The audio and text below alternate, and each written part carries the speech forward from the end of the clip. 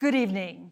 From the University of Utah in Salt Lake City, welcome to the first and only Vice Presidential Debate of 2020, sponsored by the Nonpartisan Commission on Presidential Debates. I'm Susan Page of USA Today. It is my honor to moderate this debate, an important part of our democracy. In Kingsbury Hall tonight, we have a small and socially distant audience, and we've taken extra precautions during this pandemic. Among other things, everyone in the audience is required to wear a face mask, and the candidates will be seated 12 feet apart. The audience is enthusiastic about their candidates, but they've agreed to express that enthusiasm only twice, at the end of the debate and now when I introduce the candidates. Please welcome California Senator Kamala Harris and Vice President Mike Pence.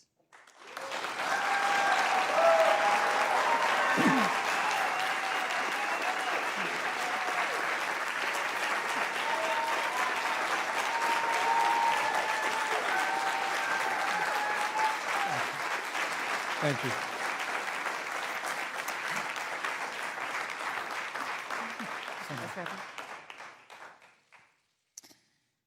Senator Harris and Vice President Pence, thank you for being here. We're meeting as President Trump and the First Lady continue to undergo treatment in Washington after testing positive for COVID-19. We send our thoughts and prayers to them for their rapid and complete recovery and for the recovery of everyone afflicted by the coronavirus.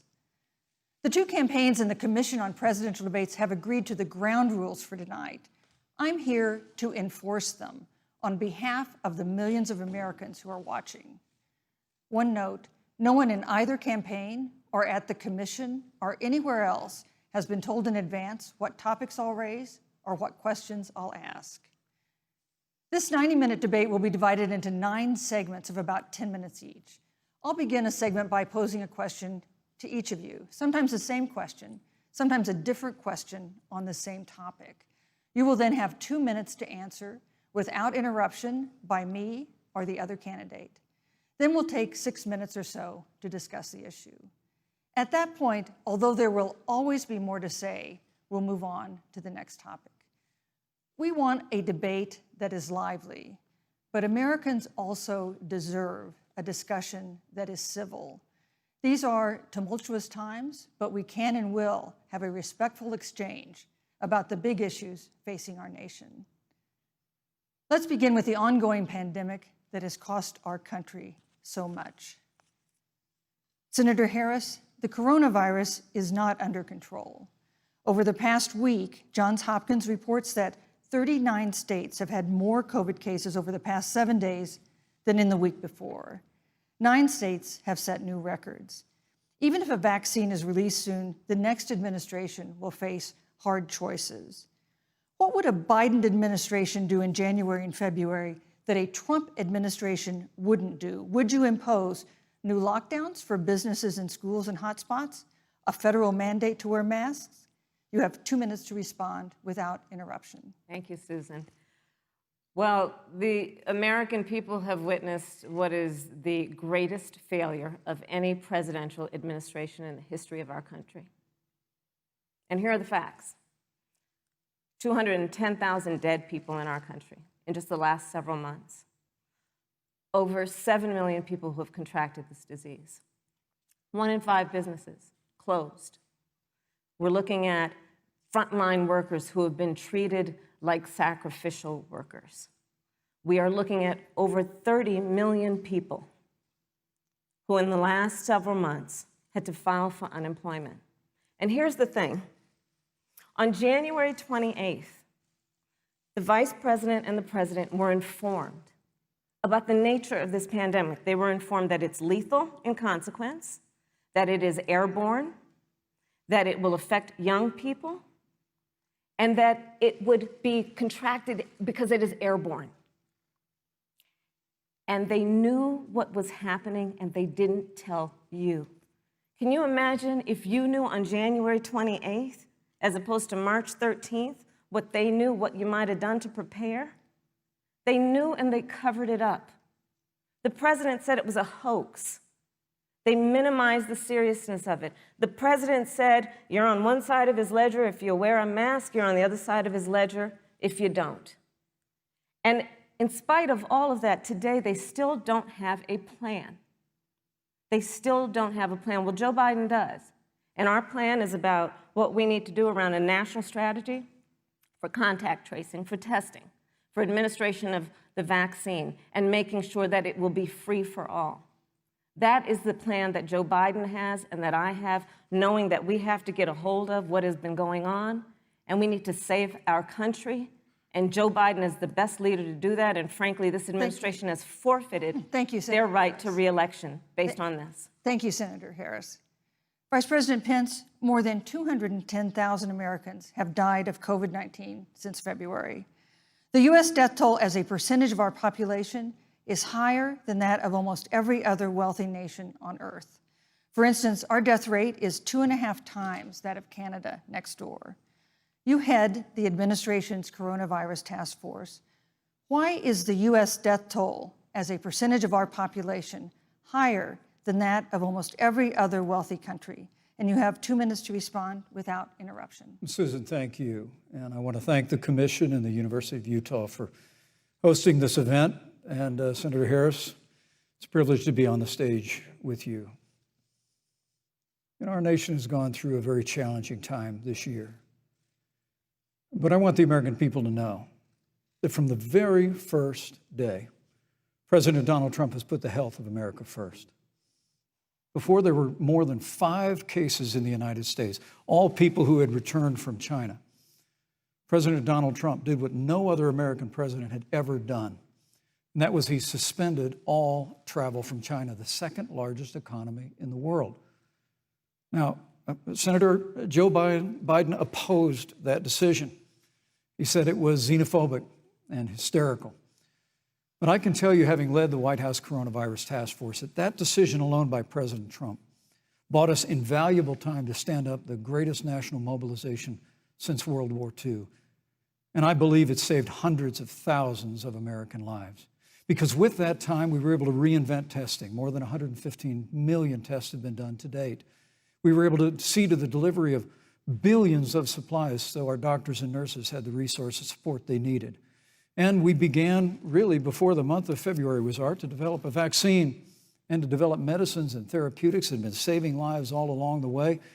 And under President Trump's leadership, Operation Warp Speed, we believe we'll have literally tens of millions of doses of a vaccine before the end of this year. The reality is, when you look at the Biden plan, it reads an awful lot like what President Trump and I and our task force have been doing every step of the way. I mean, quite frankly, when I look at their plan that talks about advancing testing, creating new PPE, developing a vaccine, it looks a little bit like plagiarism, which is something Joe Biden knows a little bit about. And I think the American people know that this is a president who has put the health of America first, and the American people, I believe with my heart, can be proud of the sacrifices they have made. It's saved countless American lives. Senator Harris, would you like to respond? Absolutely. Whatever the vice president is claiming the administration has done, clearly it hasn't worked. When you're looking at over 210,000 dead bodies in our country, American lives that have been lost, families that are grieving that loss. And you know, the vice president is the head of the task force and knew on January 28th how serious this was. And then thanks to Bob Woodward, we learned that they knew about it. And then when that was exposed, the vice president said, when asked, well, why didn't y'all tell anybody? He said, because the president wanted people to remain calm. Well, let's get no, but Susan, this is important. Susan, I want to add, but Mr. Vice President, I'm speaking. I'm speaking. Yeah, you can have 15 more seconds, and then we'll give the Vice President a chance to respond. So I want to ask the American people, how calm were you when you were panicked about where you're going to get your next roll of toilet paper? How calm were you when your kids were sent home from school and you didn't know when they could go back? How calm were you when your children couldn't see your parents because you were afraid they could kill them? Let's give Vice President Pence a chance to respond. Vice President Pence, you have 1 minute to respond. You know, there's not a day gone by that I haven't thought of every American family that's lost a loved one. And I want all of you to know that you'll always be in our hearts and in our prayers. But when you say what the American people have done over these last 8 months hasn't worked, that's a great disservice to the sacrifices the American people have made. I'm referring The to reality, you and the if I may finish, Senator, the reality is Dr. Fauci said everything that he told the president in the Oval Office, the president told the American people. Now, President Trump, I will tell you, has boundless confidence in the American people, and he always spoke with confidence that we'd get through this together. But when you say it hasn't worked, when Dr. Fauci and Dr. Birx and our medical experts came to us in the second week of March, they said if the president didn't take the unprecedented step of shutting down roughly half of the American economy, that we could lose 2.2 million Americans. And that's the reality. Thank you. They also Thank you, said Vice to us, if President we did Pence. everything right, Susan, we could still lose more than 200,000 Americans. Vice Now, President one Pence. life lost is too Thank you. many, Susan. But the American people, I believe, deserve credit for the sacrifices that they have made, putting the health of their family and their neighbors first, our doctors, our nurses, our first Thank you, Vice responders. President Pence. And I'm going to speak up on behalf of what the American people have done. Vice President Pence, you were in the front row in a Rose Garden event 11 days ago at what seems to have been a super spreader event for senior administration and congressional officials. No social distancing, few masks, and now a cluster of coronavirus cases among those who were there. How can you expect Americans to follow the administration's safety guidelines to protect themselves from COVID when you at the White House have not been doing so? Well, the American people have demonstrated over the last 8 months that when given the facts, they're willing to put the health of their families and their neighbors and people they don't even know first. And President Trump and I have great confidence in the American people and their ability to take that information and put it into practice. In the height of the epidemic, when we were losing a heartbreaking number of 2,500 Americans a day, we surged resources to New Jersey and New York and New Orleans and Detroit. We told the American people what needed to be done, and the American people made the sacrifices. When the outbreak in the Sun Belt happened this summer, again, Americans stepped forward. But the reality is the work of the President of the United States goes on. A vacancy on the Supreme Court of the United States has come upon us, and the President introduced Judge Amy Coney Barrett. Thank you, Vice But President at Pence. that, if I may say, that Rose Garden event, there's been a great deal of speculation about it. My wife Karen and I were there and honored to be there.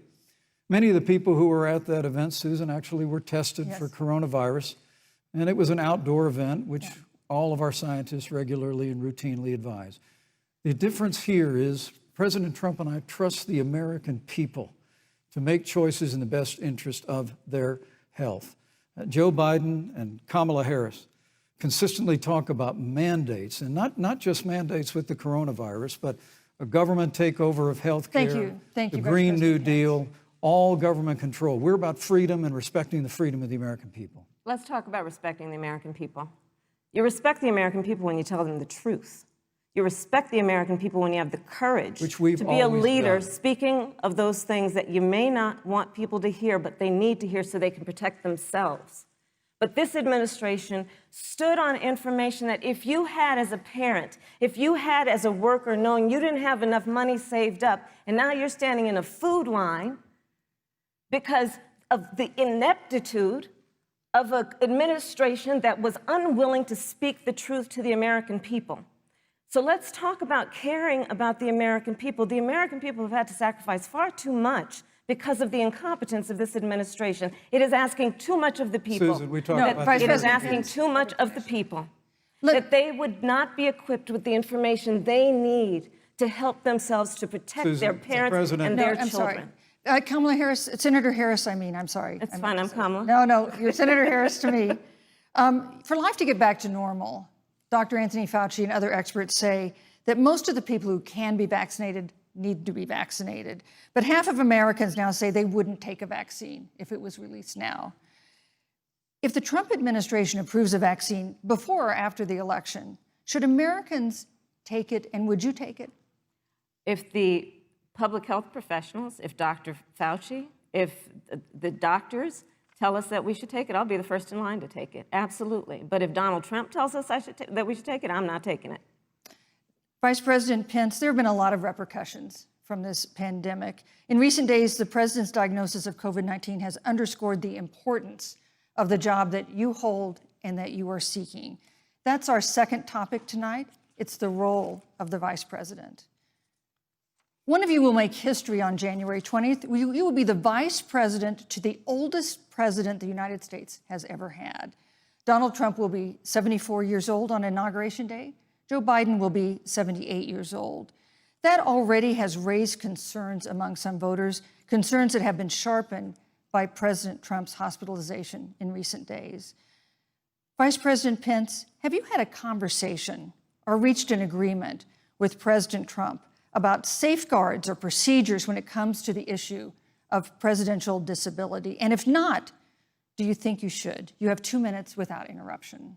Well, Susan, thank you, although I would like to go back. I think we need to move on to the issue of thank you, but I would like to go back presidency. because the reality is that we're going to have a vaccine, Senator, in record time, in unheard of time, in less than a year. We have 5 companies in phase 3 clinical trials, and we're right now producing tens of millions of doses. So the fact that you continue to undermine public confidence in a vaccine, if the vaccine emerges during the Trump administration, I think is unconscionable. And Senator, I just ask you, stop playing politics with people's lives. The reality is that we will have a vaccine, we believe, before the end of this year. And it will have the capacity to save countless American lives. And your continuous undermining of confidence in a vaccine is it's just unacceptable. And let me also say, you know, the reality is when you talk about failure in this administration, we actually do know what failure looks like in a pandemic. It was 2009. The swine flu arrived in the United States. Thankfully, it ended up not being as lethal as the coronavirus. But before the end of the year, when Joe Biden was vice president of the United States, not 7.5 million people contracted the swine flu. 60 million Americans contracted the swine flu. If the swine flu had been as lethal as the coronavirus, in 2009, when Joe Biden was vice president, we would have lost 2 million American lives. His own chief of staff, Ron Klain, would say last year that it was pure luck that they did, quote, everything possible wrong. And we learned from that. They left the strategic national stockpile empty. They left an empty and hollow plan, but we still learned from it. And I think the American people, I'm going to say again, can be proud of what we have done. And Senator, please stop undermining confidence in a vaccine. Senator Harris, let me ask you the same question that I asked Vice President Pence, which is, have you had a conversation or reached an agreement with Vice President Biden about safeguards or procedures when it comes to the issue of presidential disability? And if not, and if you win the election next month, do you think you should? You have 2 minutes uninterrupted. So let me tell you, first of all, the day I got the call from Joe Biden, it was actually a Zoom call, asking me to serve with him on this ticket was probably one of the most memorable days of my life. I thought about my mother, who came to the United States at the age of 19, gave birth to me at the age of 25 at Kaiser Hospital in Oakland, California. And the thought that I'd be sitting here right now, I know would make her proud, and she must be looking down on this. You know, Joe and I were raised in a very similar way. We were raised with values that are about hard work, about the value and the dignity of public service, and about the importance of fighting for the dignity of all people. And I think Joe asked me to serve with him because, you know, I have a career that included being elected the first woman district attorney of San Francisco, where I created models of innovation for law enforcement in terms of reform of the criminal justice system. I was elected the first woman of color and black woman to be elected Attorney General of the state of California, where I ran the second largest Department of Justice in the United States, second only to the United States Department of Justice. And there I took on everything from transnational criminal organizations to the big banks that were taking advantage of homeowners, to for-profit colleges that were taking advantage of veterans. And then, of course, now I serve in the United States Senate as only the second black woman ever elected to the United States Senate. I serve on the Senate Intelligence Committee, where I've been in regular receipt of classified information about threats to our nation and hotspots around the world. I've traveled the world. I've met with our soldiers in war zones. And I think Joe has asked me to serve with him because he knows that we share a purpose which is about lifting up the American people. And after the 4 years that we have seen of Donald Trump unifying our country around our common values and principles. Thank you, Senator Harris. You know, neither President Trump nor Vice President Biden has released the sort of detailed health information that had become the modern norm until the 2016 election. And in recent days, President Trump's doctors have given misleading answers or refused to answer basic questions about his health. And my question to each of you in turn is this information voters deserve to know? Vice President Pence, would you like to go first? Well, Susan, thank you. And let me say, on behalf of the President and the First Lady, how moved we've all been by the outpouring of prayers and concern for the President. And I do believe it's emblematic of the prayers and the concern that have ushered forth for every American impacted by the coronavirus. But the care the President received at Walter Reed Hospital, the White House doctors, was exceptional. And the transparency that they practiced all along the way will continue. The American people have a right to know about the health and well-being of their president, and will continue to do that. But I'm just extremely grateful and was more than a little moved by the broad and bipartisan support. And Senator, I want to thank you and Joe Biden for your expressions of genuine concern. And I also want to congratulate you, as I did on that phone call, on the historic nature of your nomination. Thank you. I never expected to be on this stage 4 years ago, so I know the feeling. But the reality is we've got an election before the American people in the midst of this challenging year. And the stakes have never been higher, but I think the choice has never been clearer. I want to give Senator Harris a chance to respond to the same question I asked, which is, do voters have a right to know more detailed health information about presidential candidates and especially about presidents, especially when they're facing some kind of challenge? Absolutely, and that's why Joe Biden has been so incredibly transparent, and certainly by contrast, the president has not, both in terms of health records, but also let's look at taxes. We now know, because of great investigative journalism, that Donald Trump paid $750 in taxes. When I first heard about it, I literally said, "You mean $750,000? And it was like, no, $750. We now know Donald Trump owes and is in debt for $400 million. And just so everyone is clear, when we say in debt, it means you owe money to somebody. And it'd be really good to know who the President of the United States, the Commander-in-Chief, owes money to, because the American people have a right to know what is influencing the President's decisions. And is he making those decisions on the best interest of the American people, of you, or self-interest? So, Susan, I'm glad you asked about transparency, because it has to be across the board. Joe has been incredibly transparent over many, many years. The one thing we all know about Joe, he puts it all out there. He is honest, he is forthright. But Donald Trump, on the other hand, has been about covering up everything. Thank you, Senator Harris. I want to give you a chance to respond, Vice President. Well, look, I respect the fact that Joe Biden spent 47 years in public life. I respect your public service as well. Thank you. But the American people have a president who's a businessman, he's a job creator, who's paid tens of millions of dollars in taxes, payroll taxes, property taxes. He's created tens of thousands of American jobs.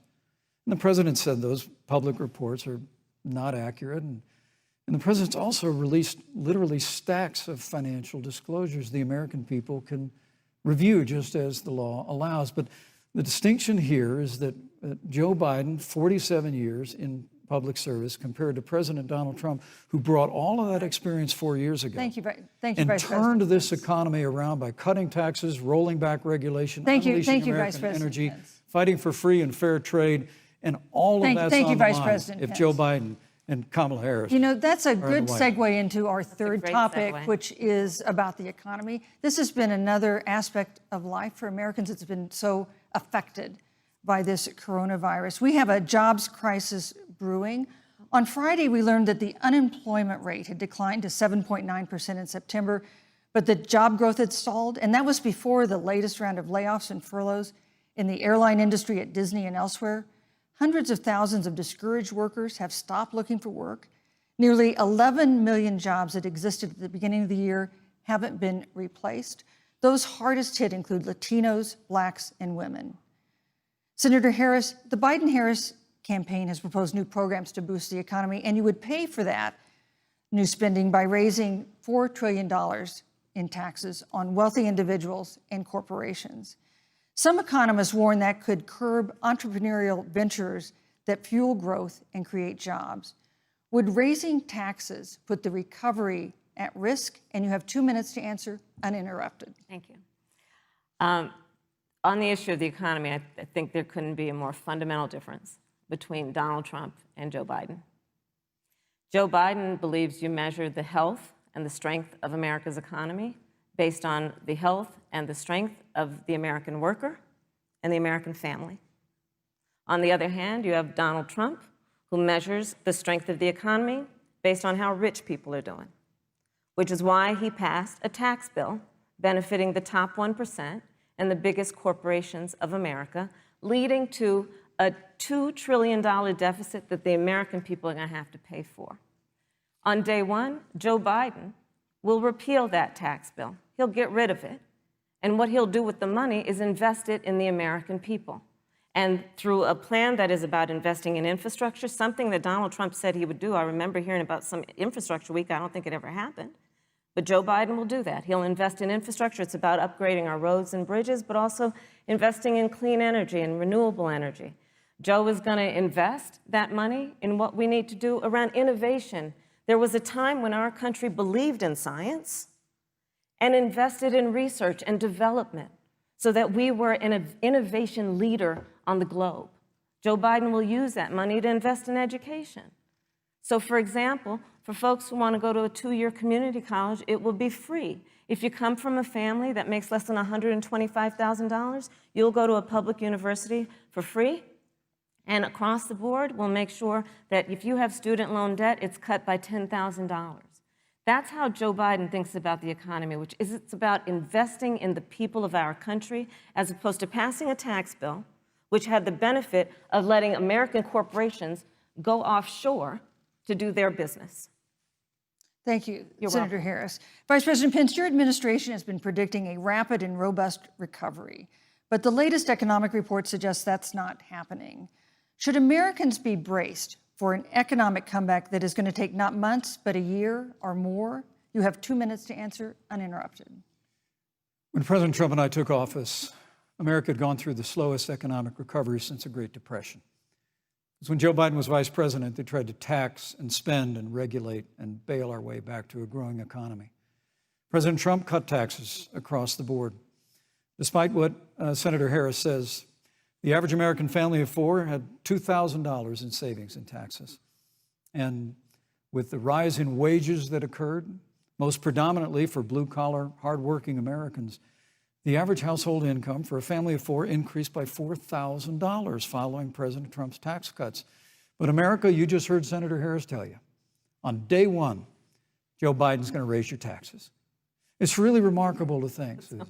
I mean, right after a time where we're going through a pandemic that lost 22 million jobs at the height, we've already added back 11.6 million jobs because we had a president who cut taxes, rolled back regulation, unleashed American energy, fought for free and fair trade, and secured $4 trillion from the Congress of the United States to give direct payments to families, saved 50 million jobs through the Paycheck Protection Program.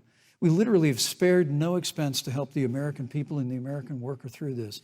Joe Biden and Kamala Harris want to raise taxes. They want to bury our economy under a $2 trillion Green New Deal, which you were one of the original co-sponsors of in the United States Senate. They want to abolish fossil fuels and ban fracking, which would cost hundreds of thousands of American jobs all across the heartland. And Joe Biden wants to go back to the economic surrender to China, that when we took office, half of our international trade deficit was with China alone. And Joe Biden wants to repeal all of the tariffs that President Trump put into effect to fight for American jobs and American workers. Joe Biden says democracy's on the ballot. Make no mistake about it, Susan. The American economy, the American comeback is on the ballot with 4 more years of growth and opportunity, 4 more years of President Donald Trump. 2021 is going to be the biggest economic year in the history of this country. Thank you, Vice President Pence. Senator Harris. Well, I mean, I thought we saw enough of it in last week's debate, but I think this is supposed to be a debate based on fact and truth. And the truth and the fact is Joe Biden has been very clear. He will not raise taxes on anybody who makes less than $400,000 a year. He said he's going to repeal the Trump tax cuts. Mr. Vice President, I'm speaking. Well, wait. I'm speaking. It'd be important if you said the truth. Joe Biden said twice in the debate last week that he's going to repeal the Trump tax cuts. That was tax cuts that gave the average working family $2,000 in a tax break every single year. Senator, that is that's the math. absolutely not true. That is he only going to repeal part of the Trump tax cuts? If you don't mind letting me finish, we can then have a conversation, okay? Please. Okay. Joe Biden will not raise taxes on anyone who makes less than $400,000 a year. He has been very clear about that. Joe Biden will not end fracking. He has been very clear about that.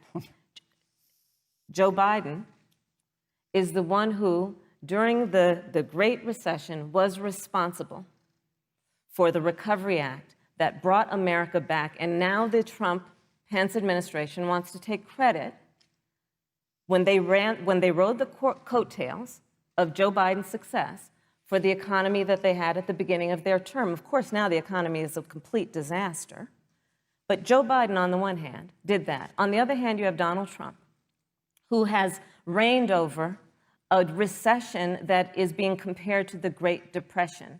On the one hand, you have Joe Biden, who was responsible with President Barack Obama for the Affordable Care Act, which brought health care to over 20 million Americans and protected people with pre-existing conditions. And what it also did is it saved those families who otherwise were going bankrupt because of hospital bills they could not afford. On the other hand, you have Donald Trump, who's in court right now, trying to get rid of the Affordable Care Act, which means that you will lose protections if you have pre-existing conditions. And this is very important, Susan. Yes, and it's but we need to give Vice President. I'd just like to, he interrupted me, and I'd like to just finish, please. If you have a pre-existing condition, heart disease, diabetes, breast cancer, they're coming for you. If you love someone who has a pre-existing condition, they're coming for you. If you are under the age of 26 on your parents' coverage, they're coming for you. Senator Harris, thank you. You're welcome. Let me give you a chance to respond. Well, I hope we have a chance to talk about health care because Obamacare was a disaster. The American people remember it well. And President Trump and I have a plan to improve health care and to protect pre-existing conditions for every American. But look, Senator Harris, you're entitled to your own opinion, but you're not entitled to your own facts. You yourself said on multiple occasions when you were running for president that you would ban fracking. Joe Biden looked at a supporter in the eye and pointed and said, I guarantee that we will abolish fossil fuels. They have a $2 trillion version of the Green New Deal, Susan, that your newspaper, USA Today, said really wasn't that very different from the original Green New Deal. More taxes, more regulation, banning fracking, abolishing fossil fuel, crushing American energy, and economic surrender to China is a prescription for economic decline. President Trump and I will keep America growing. The V-shaped recovery that's underway right now will continue with 4 more years of President Donald Trump in the White House. Thank you very, very much, Vice President Pence. Once again, you've provided the perfect segue to a new topic, which is climate change. And Vice President Pence, I'd like to pose the first question to you. This year, we've seen record-setting hurricanes in the South. Another one, Hurricane Delta, is now threatening the Gulf. And we have seen record-setting wildfires in the West. Do you believe, as the scientific community has concluded, that man-made climate change has made wildfires bigger, hotter, and more deadly, and have made hurricanes wetter, slower, and more damaging? You have 2 minutes uninterrupted. Thank you, Susan. Well, first, I'm very proud of our record on the environment and on conservation. According to all of the best estimates, our air and land are cleaner than any time ever recorded, and our water is among the cleanest in the world. And just a little while ago, the president signed the Outdoors Act. It's the largest investment in our public lands and public parks in 100 years. So President Trump has made a commitment to conservation and to the environment. Now, with regard to climate change, the climate is changing. But the issue is, what's the cause and what do we do about it? President Trump has made it clear that we're going to continue to listen to the science. Now, Joe Biden and Kamala Harris would put us back in the Paris Climate Accord. They'd impose the Green New Deal, which would crush American energy, would increase the energy costs of American families in their homes, and literally would crush American jobs. And President Trump and I believe that the progress that we have made in a cleaner environment has been happening precisely because we have a strong free market economy. You know, what's remarkable is the United States has reduced CO2 more than the countries that are still in the Paris Climate Accord, but we've done it through innovation, and we've done it through natural gas and fracking, which, Senator, the American people can go look at the record. I know Joe Biden says otherwise now, as you do, but the both of you repeatedly committed to abolishing fossil fuel and banning fracking. And so by creating the kind of American innovation, we're actually steering toward a stronger and better environment. With regard to wildfires, President Trump and I believe that forest management has to be front and center, and even Governor Gavin Newsom from your state has agreed we've got to work on forest management. And with regard to hurricanes, the National Oceanic Administration tells us that actually as difficult as they are, Thank you, Vice President. There are no more hurricanes today than there were 100 years ago. Thank you. But many of the climate alarmists Pence, use hurricanes and wildfires to try and sell their bill of goods of a Green New Deal. And President Trump and I are going to always put American jobs and American workers first. Senator Harris, as the Vice President mentioned, you co-sponsored the Green New Deal in Congress. But Vice President Biden said in last week's debate that he does not support the Green New Deal. But if you look at the Biden-Harris campaign website, it describes the Green New Deal as a crucial framework. What exactly would be the stance of a Biden-Harris administration toward the Green New Deal? You have 2 minutes uninterrupted. Sure. So first of all, I will repeat, and the American people know, that Joe Biden will not ban fracking. That is a fact. That is a fact. I will repeat that Joe Biden has been very clear that he thinks about growing jobs, which is why he will not increase taxes for anyone who makes less than $400,000 a year. Joe Biden's economic plan, Moody's, which is a reputable Wall Street firm, has said will create 7 million more jobs than Donald Trump's. And part of those jobs that will be created by Joe Biden are going to be about clean energy and renewable energy. Because you see, Joe understands that the west coast of our country is burning, including my home state of California. Joe sees what is happening on the Gulf states, which are being battered by storms. Joe has seen and talked with the farmers in Iowa, whose entire crops have been destroyed because of floods. And so Joe believes, again, in science. I'll tell you something, Susan. I served, when I first got to the Senate, on the committee that's responsible for the environment. Do you know this administration took the word science off the website and then took the phrase climate change off the website? We have seen a pattern with this administration, which is they don't believe in science. And Joe's plan is about saying we're going to deal with it, but we're also going to create jobs. Donald Trump, when asked about the wildfires in California, and the question was, you know, the science is telling us this, you know what Donald Trump said? Science doesn't know. So let's talk about who is prepared to lead our country over the course of the next 4 years on what is an existential threat to us as human beings. Joe is about saying we're going to invest that in renewable energy. It's going to be about the creation of millions of jobs. We will achieve net zero emissions by 2050, carbon neutral by 2035. Joe has a plan. This has been a lot of talk from the Trump administration, and really it has been to go backward instead of forward. We will also re-enter the climate agreement with pride. Senator Harris just said that climate change is an existential threat. Vice President Pence, do you believe that climate change poses an existential threat? As I said, Susan, the climate is changing.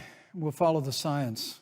But once again, Senator Harris is denying the fact that they're going to raise taxes on every American. Joe Biden said twice in the debate last week that on day one he was going to repeal the Trump tax cuts. Those tax cuts delivered $2,000 in tax relief to the average family of four across America. And with regard to banning fracking, I just recommend that people look at the record. You yourself said repeatedly that you would ban fracking. You were the first Senate co-sponsor of the Green New Deal. And while Joe Biden denied the Green New Deal, Susan, thank you for pointing out, the Green New Deal is on their campaign website. And as USA Today said, it's essentially the same plan as you co-sponsored with AOC when she submitted it in the Senate. And you just heard the senator say that she's going to resubmit America to the Paris Climate Accord. Look, the American people have always cherished our environment. We'll continue to cherish it. We've made great progress reducing CO2 emissions through American innovation and the development of natural gas through fracking. We don't need a massive $2 trillion Green New Deal that would impose all new mandates on American businesses and American families. Thank you. Joe Biden wants us to retrofit 4 million American business buildings. It makes no sense. It will cost jobs. President Trump is going to put America first. He's going to put jobs first, and we're going to take care of our environment and follow the science. Thank you, Vice President. On the issue of jobs, Senator Harris. Let's talk about that. The Vice President earlier referred to, as part of what he thinks is an accomplishment, the President's trade war with China. You lost that trade war. You lost it. What ended up happening is because of a so-called trade war with China, America lost 300,000 manufacturing jobs. Farmers have experienced bankruptcy because of it. We are in a manufacturing recession because of it. And when we look at where this administration has been, there are estimates that by the end of the term of this administration, they will have lost more jobs than almost any other presidential administration. And the American people know what I'm talking about. You know, I think about 20-year-olds. You know, we have a 20-year-old, a 20-something-year-old, who are coming out of high school and college right now, and you're wondering, is there going to be a job there for me? We're looking at people who are trying to figure out how they're going to pay rent by the end of the month. Almost half of American renters are worried about whether they're going to be able to pay rent by the end of the month. This is where the economy is in America right now, and it is because of the catastrophe and the failure of leadership of this administration. Thank you, Senator Harris. Vice President Pence, let me give you just 15 seconds to respond, because then I want to move on to Well, I'd love to respond. Look, lost the trade war with China. Joe Biden never fought it. Joe Biden has been a cheerleader for communist China over the last several decades. And again, Senator Harris, you're entitled to your opinion. You're not entitled to your own facts. When Joe Biden was vice president, we lost 200,000 manufacturing jobs, and President Obama said they were never coming back. He said we needed a magic wand to bring them back. In our first 3 years after we cut taxes, rolled back regulation, unleashed American energy, this administration saw 500,000 manufacturing jobs created. And that's exactly the kind of growth we're going to continue to see as we bring our nation through this pandemic. But a Green New Deal, your massive new mandates, your Paris Climate Accord, it's going to kill jobs this time, just like it killed jobs. I just need to respond very briefly. 15 seconds, and then we'll move on. Thank you.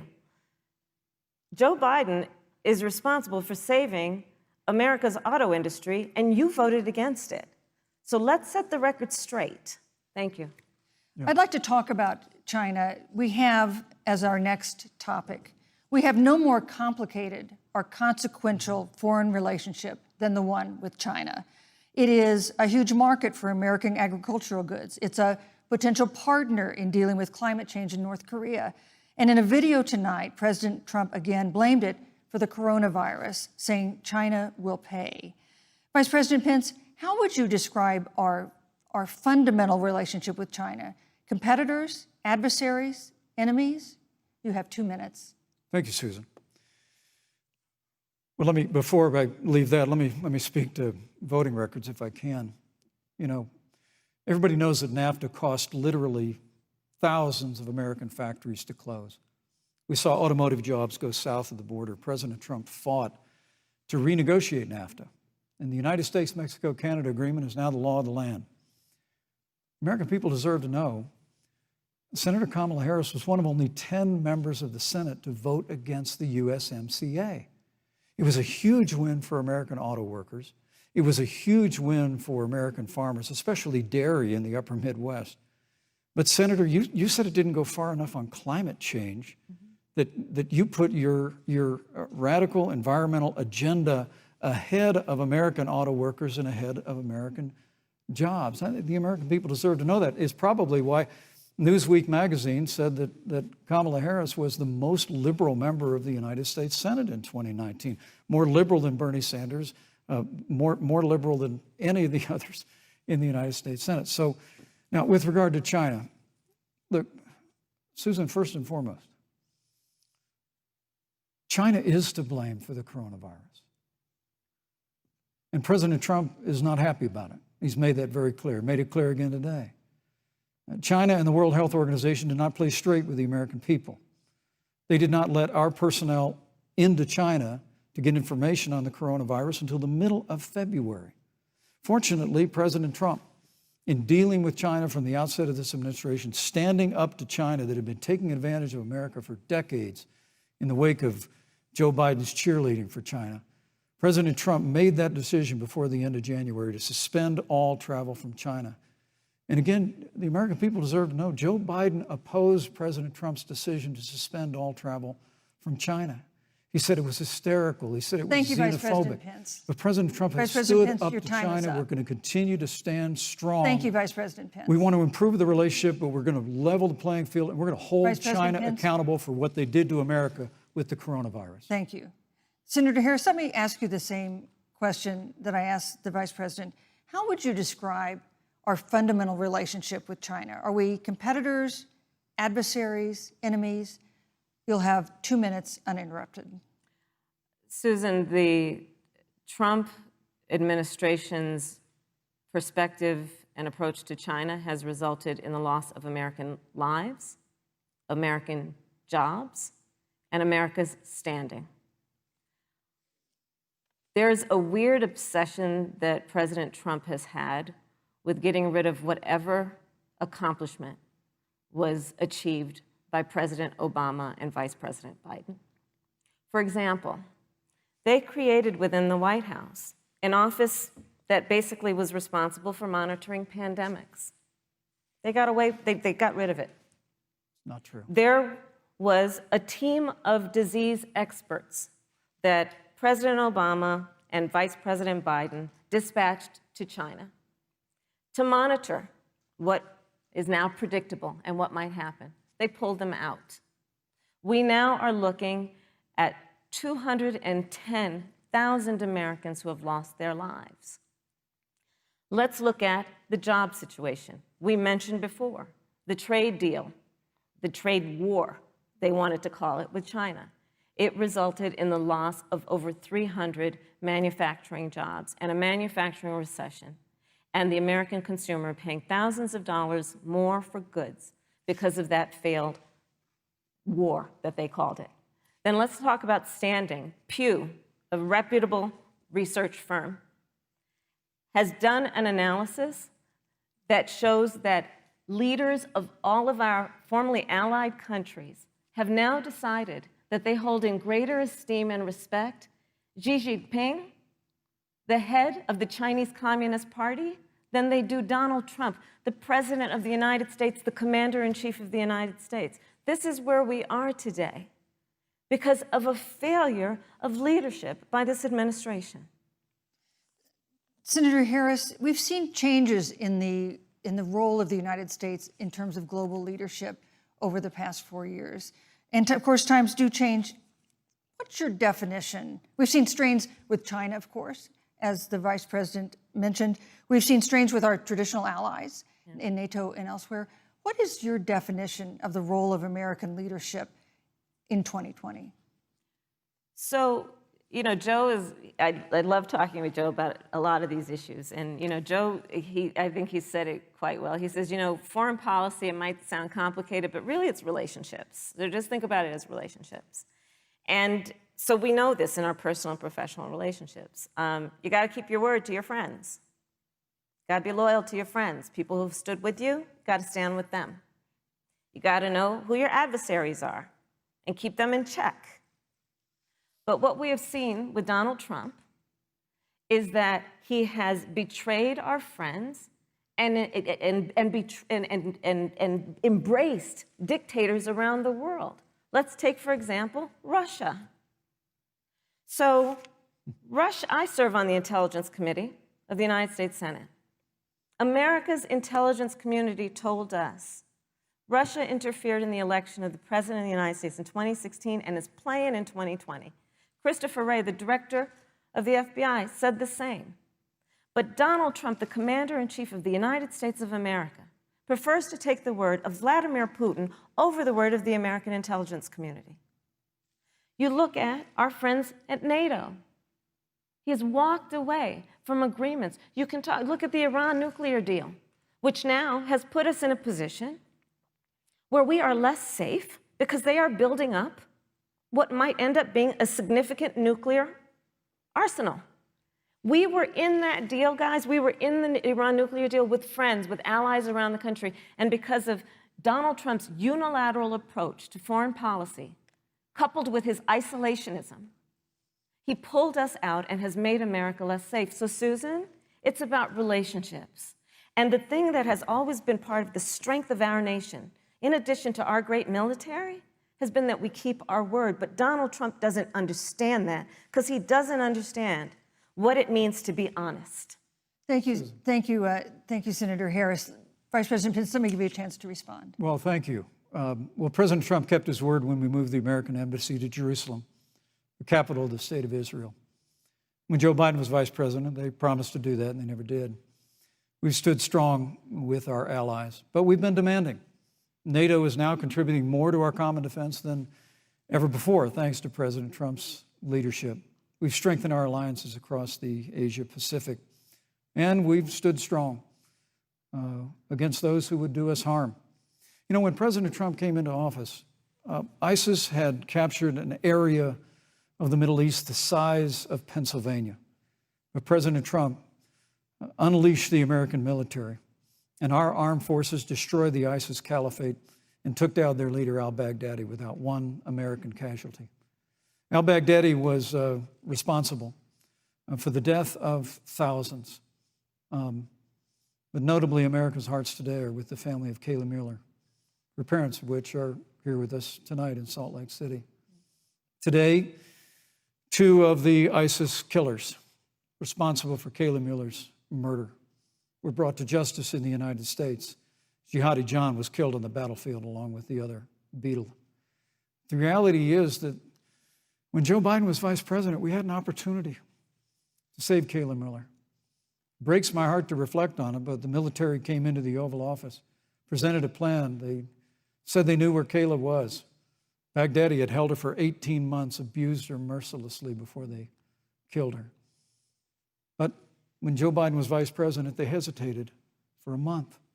And when armed forces finally went in, it was clear she'd been moved 2 days earlier. And her family says with a heart that broke the heart of every American that if President Donald Trump had been president, they believe Kayla would be alive today. Thank you, Vice Look, President. we destroyed the ISIS caliphate.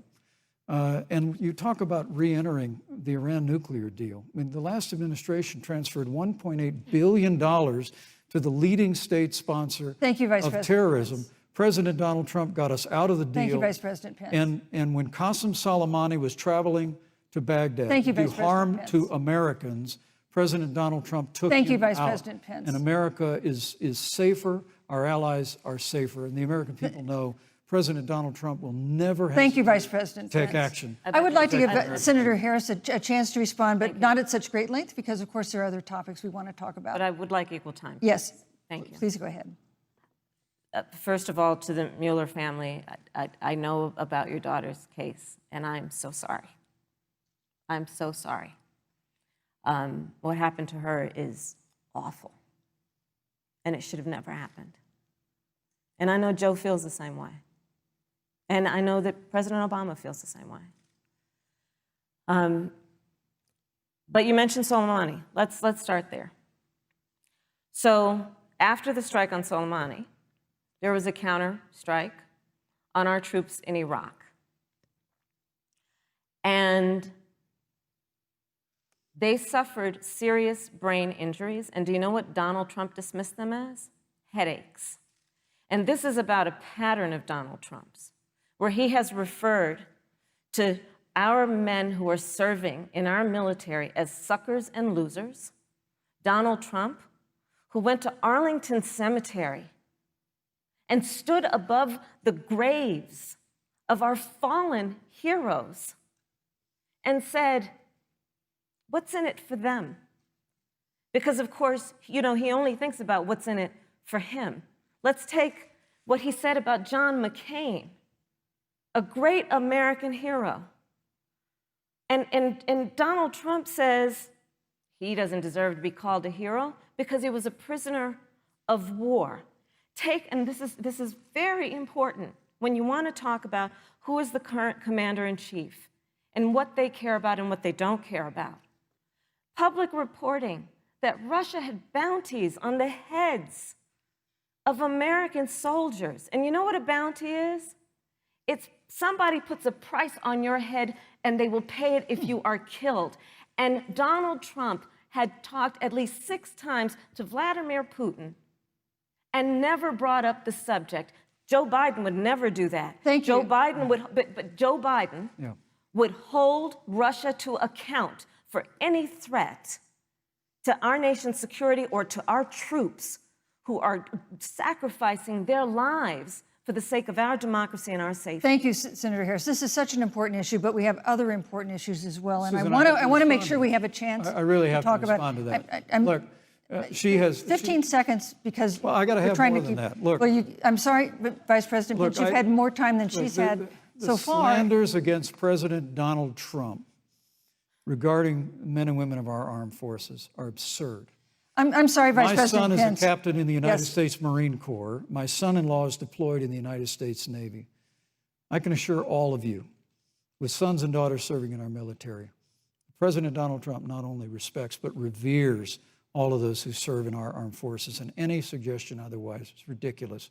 Thank you, Vice President Pence. The American people deserve, Susan, the American people deserve to know. Vice President Pence, I did not, excuse me, Susan, I did not create the rules for tonight. Joe Biden. Your campaigns agreed to the rules for tonight's debate with the Commission on Presidential Debates. I'm here to enforce them, which involves moving from one topic to another, giving roughly equal time to both of you, which is what I'm trying very hard to do. Go right ahead. So I want to go ahead and move to the next topic, which is an important one, as the last topic was, and that is the Supreme Court.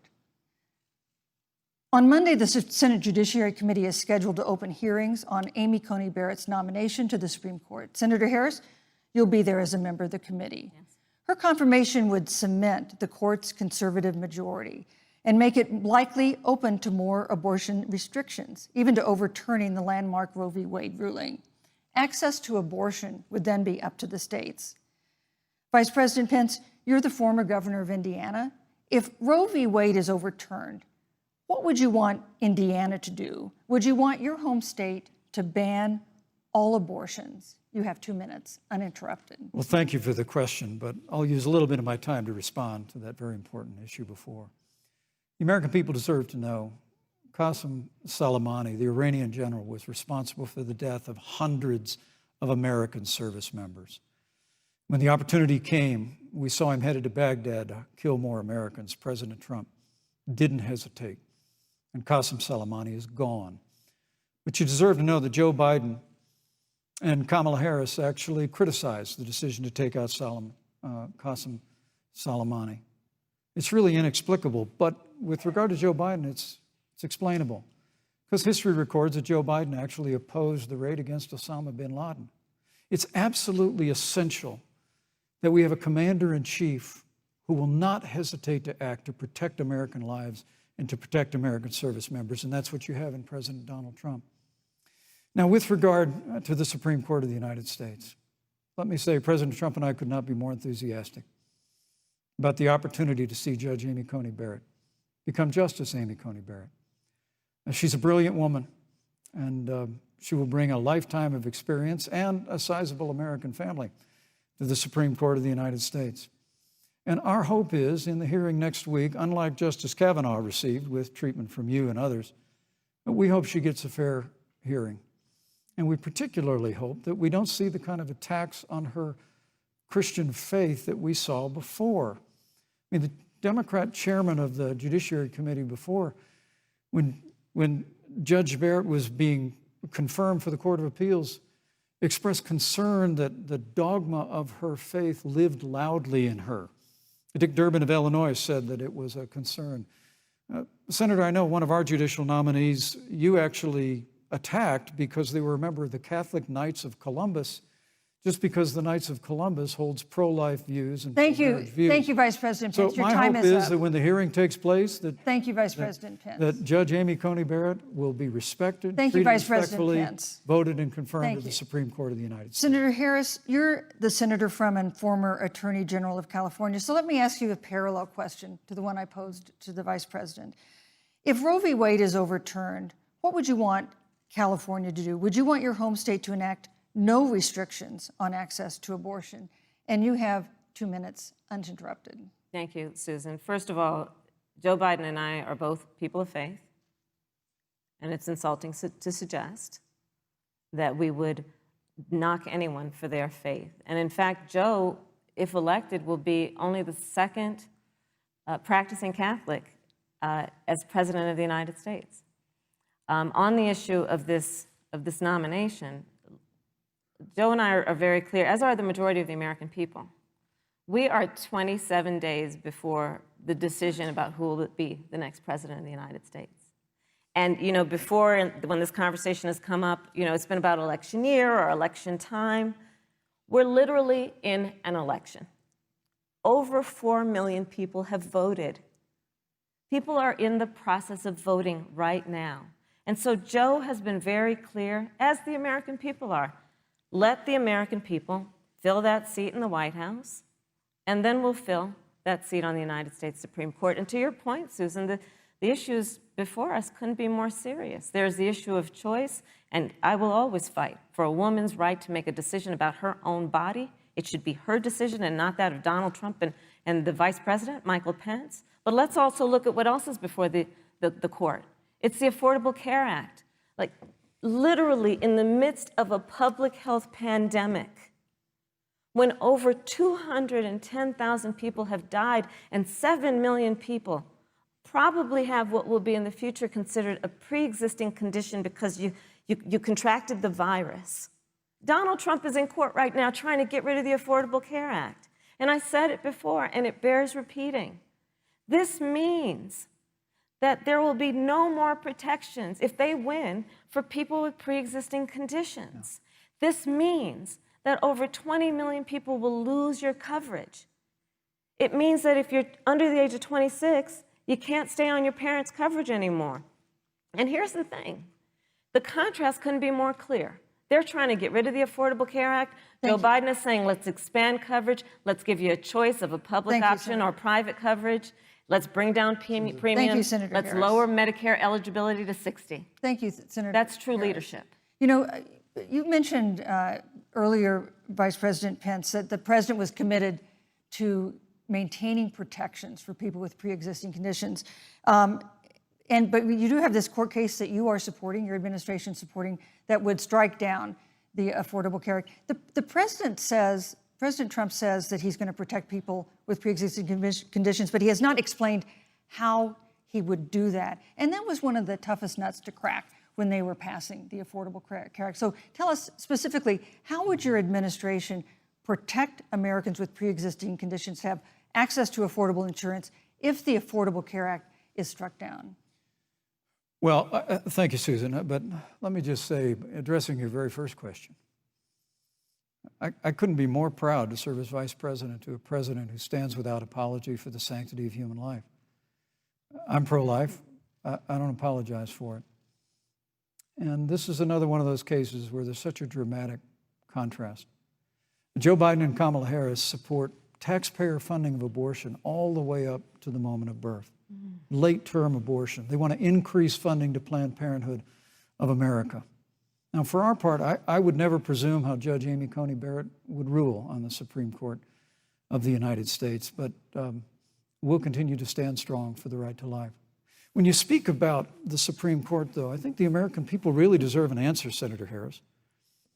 Are you and Joe Biden going to pack the court if Judge Amy Coney Barrett is confirmed? I mean, there have been 29 vacancies on the Supreme Court during presidential election years, from George Washington to Barack Obama. Presidents have nominated in all 29 cases.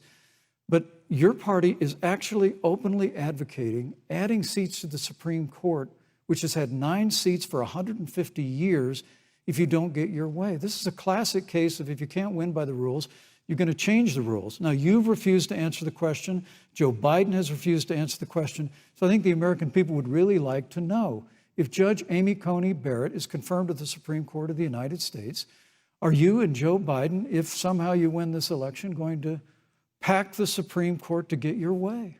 I'm so glad we went through a little history lesson. Let's do that a little more.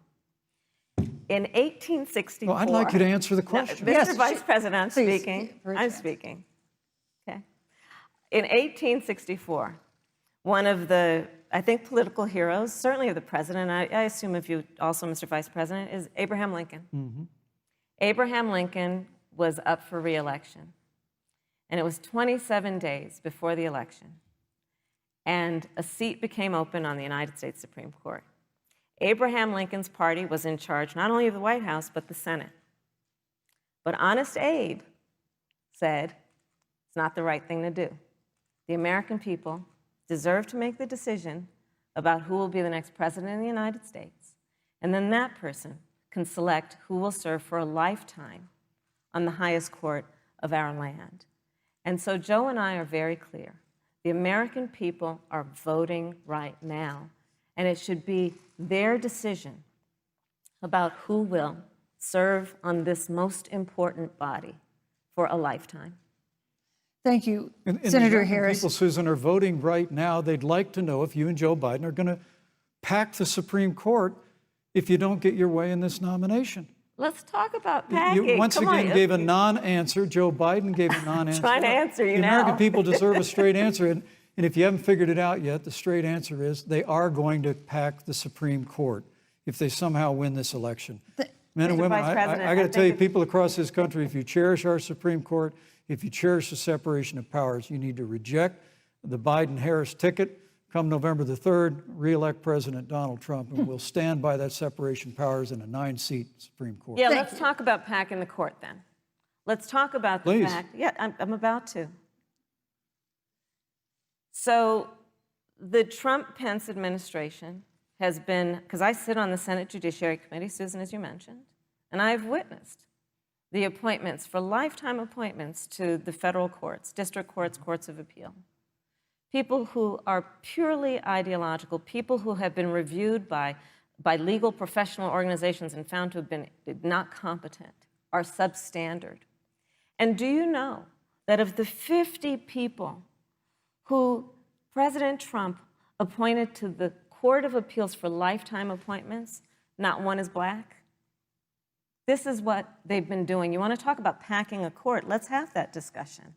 All right, thank you, Senator. Let's go on and talk about the issue of racial justice. I just want the record to reflect she never answered the question.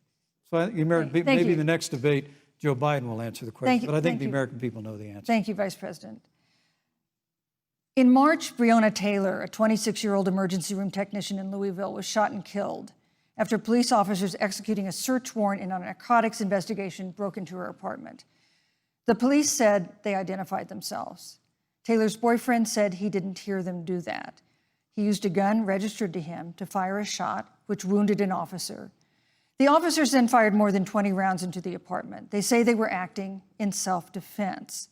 None of them have been indicted in connection with her death.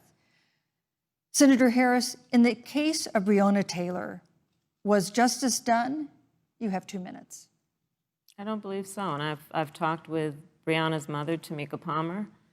and her family. And her family deserves justice. She was a beautiful young woman. She had as her life goal to become a nurse, and she wanted to become an EMT to first learn what's going on out on the street so she could then become a nurse and save lives. And her life was taken unjustifiably and tragically and violently. And it brings me to, the 8 minutes and 46 seconds that America witnessed, during which an American man was tortured and killed under the knee of an armed, uniformed police officer.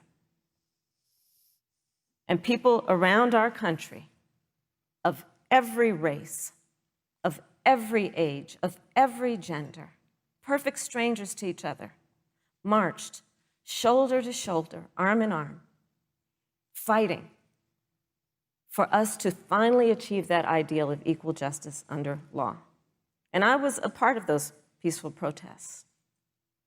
And I believe strongly that, first of all, we are never going to condone violence, but we always must fight for the values that we hold dear, including the fight to achieve our ideals.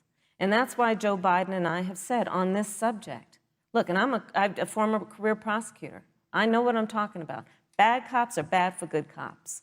We need reform of our policing in America and our criminal justice system, which is why Joe and I will immediately ban chokeholds and carotid holds. George Floyd would be alive today if we did that. We will require a national registry for police officers who break the law.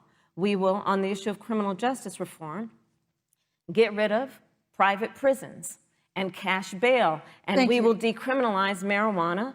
And we will expunge the records of those who have been convicted of marijuana. This is a time for leadership on a tragic, tragic issue of unarmed Black people in America who have been killed. Senator Harris. Vice President Pence, let me pose the same question to you. In the case of Breonna Taylor, was justice done? You have 2 minutes uninterrupted. Well, our heart breaks for the loss of any innocent American life. And the family of Breonna Taylor has our sympathies. But I trust our justice system, a grand jury that refused the evidence.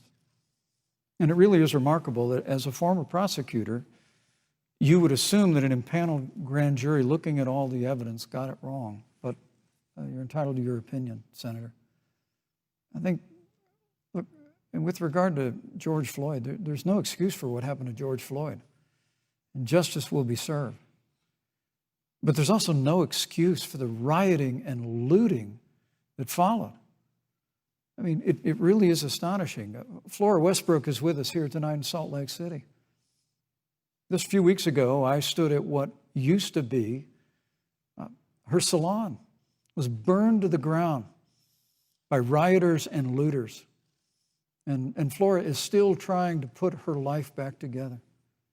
And I must tell you, this presumption that you hear consistently from Joe Biden and Kamala Harris, that America is systemically racist, and that, as Joe Biden said, that he believes that law enforcement has an implicit bias against minorities, is a great insult to the men and women who serve in law enforcement. And I want everyone to know who puts on the uniform of law enforcement every day that President Trump and I stand with you. And it is remarkable that when Senator Tim Scott tried to pass a police reform bill, brought together a group of Republicans and Democrats, Senator Harris, you got up and walked out of the room. And then you filibustered Senator Tim Scott's bill on the Senate floor that would have provided new accountability, new resources. Look, we don't have to choose between supporting law enforcement, improving public safety, and supporting our African American neighbors and all of our minorities. Under President Trump's leadership, we'll always stand with law enforcement, and we'll do what we've done from day one, and that is improve the lives of African Americans. Thank you, Vice President Record unemployment, record investments in education, and we'll fight for school choice for all of our minorities. Thank you, Vice President. I'd like to respond. Senator Harris. I will not sit here and be lectured by the Vice President on what it means to enforce the laws of our country. I am the only one on this stage who was personally prosecuted, everything from child sexual assault to homicide. I'm the only one on this stage who has prosecuted the big banks for taking advantage of America's homeowners. I'm the only one on this stage who prosecuted for-profit colleges for taking advantage of our veterans. And the reality of this is that we are talking about an election in 27 days, where last week, the President of the United States took a debate stage in front of 70 million Americans and refused to condemn white supremacists. Not true. And Not true. it wasn't like he didn't have a chance. He didn't do it, and then he doubled down. And then he said, when pressed, stand back, stand by. And this is a part of a pattern of Donald Trump's. He called Mexicans rapists and criminals. He instituted as his first act a Muslim ban. On the issue of Charlottesville, where people were peacefully protesting the need for racial justice, where a young woman was killed. And on the other side, there were neo-Nazis carrying tiki torches, shouting racial epithets, anti-Semitic slurs. And Donald Trump, when asked about it, said, there were fine people on both sides. This is who we have as the President of the United States. And America, you deserve better. Joe Biden will be a president who brings our country together. Senator Harris, and recognizes the beauty in our diversity and the fact that we Senator all Harris, have so much more in common than what separates us. Vice President Pence, let me give you a minute to respond. Thank you, Susan. I appreciate that very much. You know, I think this is one of the things that makes people dislike the media so much in this country, Susan, is that you selectively edit, just like Senator Harris did, comments that President Trump and I and others on our side of the aisle make. I mean, Senator Harris conveniently omitted, after the president made comments about people on either side of the debate over monuments, he condemned the KKK, neo-Nazis, and white supremacists, and has done so repeatedly.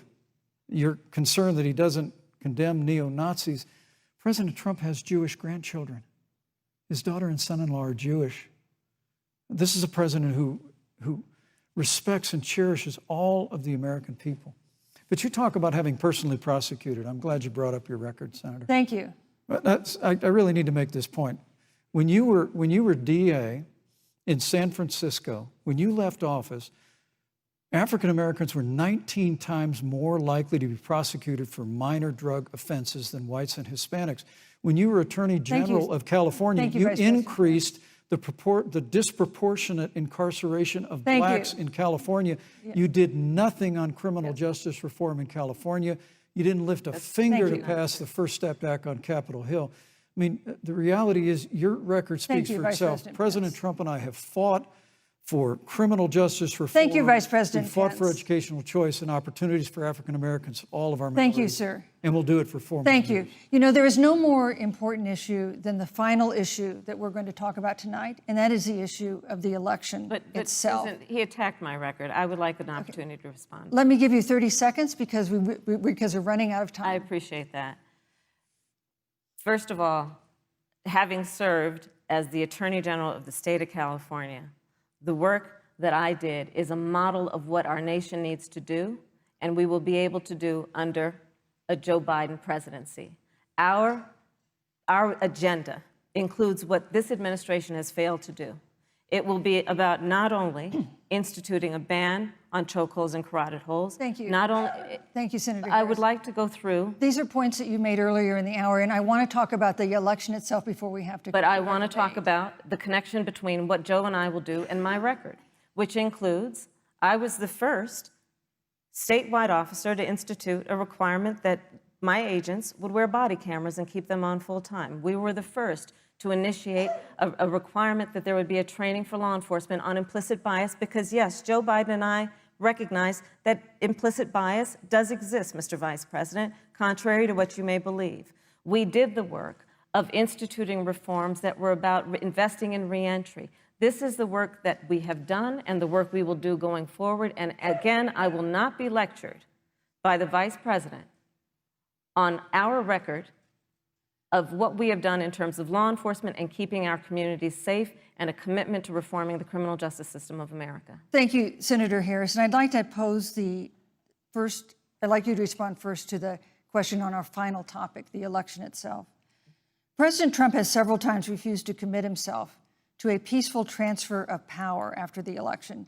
If your ticket wins and President Trump refuses to accept a peaceful transfer of power, what steps would you and Vice President Biden then take? What would happen next? You have 2 minutes. So I'll tell you, Joe and I are, I think, particularly proud of the coalition that we've built around our campaign. We probably have one of the broadest coalitions of folks that you've ever seen in a presidential race. Of course, we have the support of Democrats, but also independents and Republicans. In fact, 7 members of President George W. Bush's cabinet are supporting our ticket. We have the support of Colin Powell, Cindy McCain, John Kasich, over 500 generals, retired generals, and former national security experts and advisors are supporting our campaign. And I believe they are doing that because they know that Joe Biden has a deep, deep-seated commitment to fight for our democracy and to fight for the integrity of our democracy and to bring integrity back to the White House. And so we believe in the American people. We believe in our democracy. And here's what I'd like to say to everybody. Vote. Please vote. Vote early. Come up with a plan to vote. Go to iwillvote.com. You can also go to joebiden.com.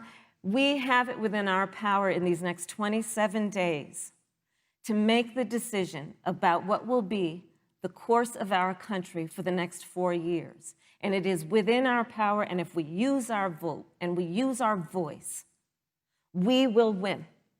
And we will not let anyone subvert our democracy with what Donald Trump has been doing, as he did on the debate stage last week, when again in front of 70 million people, he openly attempted to suppress the vote. Joe Biden, on the other hand, on that same debate stage, because clearly Donald Trump doesn't think he can run on a record because it's a failed record, Joe Biden on that stage said, hey, just please vote. So I'll repeat what Joe said. Please vote. Thank you, Senator. Vice President Pence, President Trump has several times refused to commit himself to a peaceful transfer of power after the election.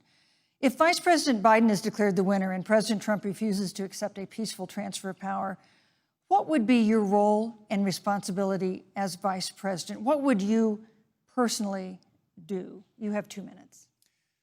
Well, Susan, first and foremost, I think we're going to win this election.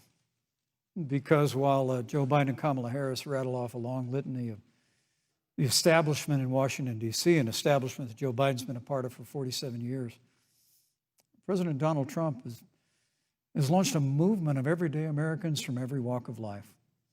And I have every confidence that those same Americans that delivered that historic victory in 2016, they see this president's record where we rebuild our military, we revived our economy through tax cuts and rolling back regulation, fighting for fair trade, unleashing American energy.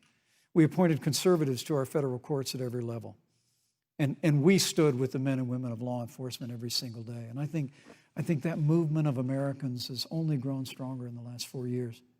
But when you talk about accepting the outcome of the election, I must tell you, Senator, your party has spent the last 3.5 years trying to overturn the results of the last election. It's amazing. When Joe Biden was vice president of the United States, the FBI actually spied on President Trump and my campaign.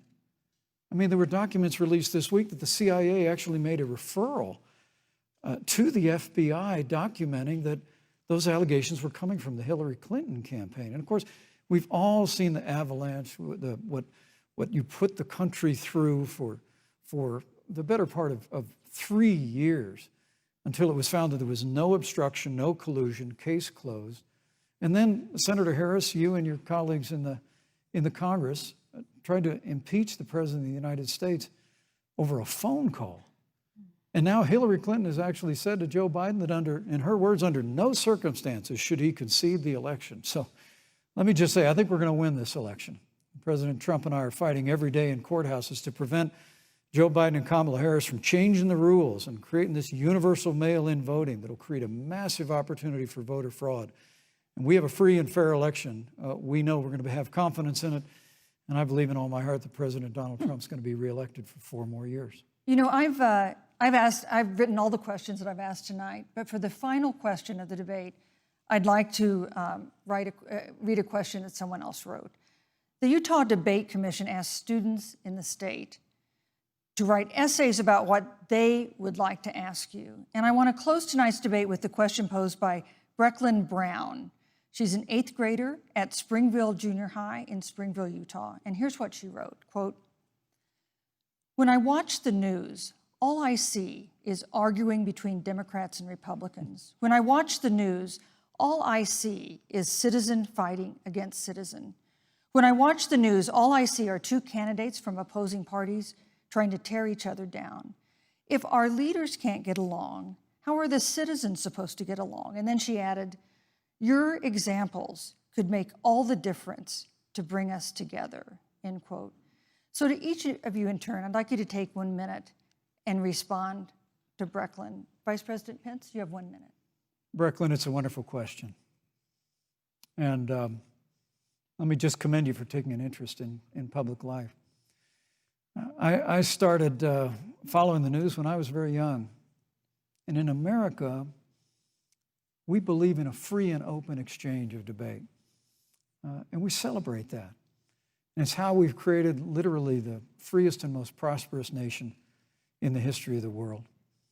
But I would tell you that don't assume that what you're seeing on your local news networks is synonymous with the American people. You know, I look at the relationship between Justice Ruth Bader Ginsburg, the late justice who we just lost from the Supreme Court, and the late Justice Antonin Scalia. They were on polar opposites on the Supreme Court of the United States, one very liberal, one very conservative. But what's been learned since her passing was the 2 of them and their families were the very closest of friends. I mean, here in America, we can disagree. We can debate vigorously, as Senator Harris and I have on this stage tonight. But when the debate is over, we come together as Americans. And that's what people do in big cities and small towns all across this country. So I just want to encourage you, Brecklin. I want to tell you that we're going to work every day to have government as good as our people. And the American people each and every day love a good debate. We love a good argument. But we always come together and are always there for one another in times of need. And we've especially learned that through the difficulties of this year. Senator Harris, what would you say to Brecklin? First of all, I love hearing from our young leaders. And when I hear her words, when I hear your words, Brecklin, I know our future is bright because it is that perspective on who we are and who we should be. That is a sign of leadership and is something we should all aspire to be. And that, that brings me to Joe. Joe Biden, one of the reasons that Joe decided to run for president is after Charlottesville, which we talked about earlier. It so troubled him and upset him like it did all of us, that there was that kind of hate and division. What propelled Joe to run for president was to see that over the course of the last 4 years, what Brecklin described has been happening. Joe has a long-standing reputation of working across the aisle and working in a bipartisan way. And that's what he's going to do as president. Joe Biden has a history of lifting people up and fighting for their dignity. You have to know Joe's story to know that Joe has known pain, he has known suffering, and he has known love.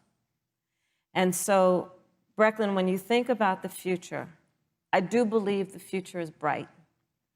And it will be because of your leadership, and it will be because we fight for each person's voice through their vote, and we get engaged in this election because you have the ability through your work and through eventually your vote to determine the future of our country and what its leadership looks like.